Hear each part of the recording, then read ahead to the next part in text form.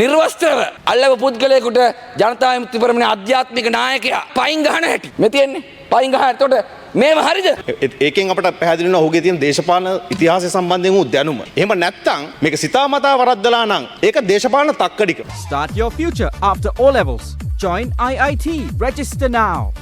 මංගාව ඡායාරූපයක් තියෙනවා එක හන්දියක නිර්වස්ත්‍රව අල්ලව පුද්ගලයෙකුට ජනතා විමුක්ති පෙරමුණේ ආධ්‍යාත්මික නායකයා පයින් ගහන හැටි මේ තියෙන්නේ පයින් ගහන. එතකොට මේව හරිද?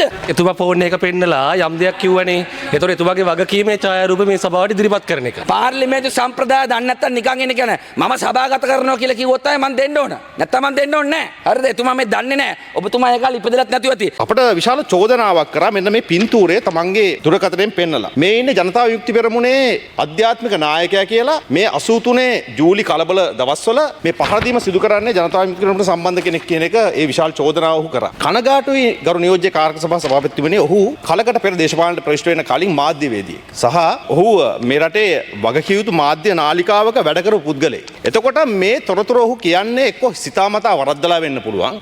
ඒකෙන් අපට පැහැදිලි වෙනවා ඔහුගේ තියෙන දේශපාලන ඉතිහාසය සම්බන්ධයෙන් වූ දැනුම. එහෙම නැත්නම් මේක සිතාමතා වරද්දලා නම් ඒක දේශපාලන තක්කඩික. මේ පින්තූරේ ලබා ගන්න චන්ද්‍රගුප්ත අමරසිංහ කියන ඡායාරූප ශිල්පියා. මම ඔහුව මුණ ගැහිලා තියෙනවා.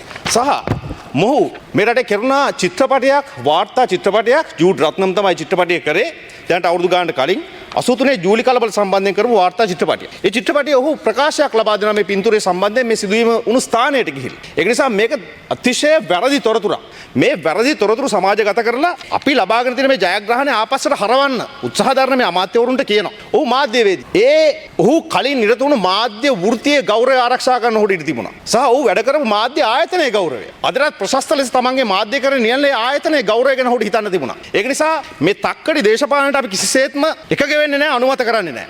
මේ අඳුරු දේශපාලන ඉතිහාසය නිර්මාණය කරේ ඔවුන් නියෝජනය කරන දේශපාලන පක්ෂ විසින්ම තමයි. ඒ අපකීර්තිය අපමත පටවන්න දරන උත්සාහය අපි හෙලා දකිනවා. සම්පත් ලීසින් පොලිය අඩුම පහසුම ලීසින් ගන්න විශ්වසනීය සම්පත් බැංකුව වෙත එන්න.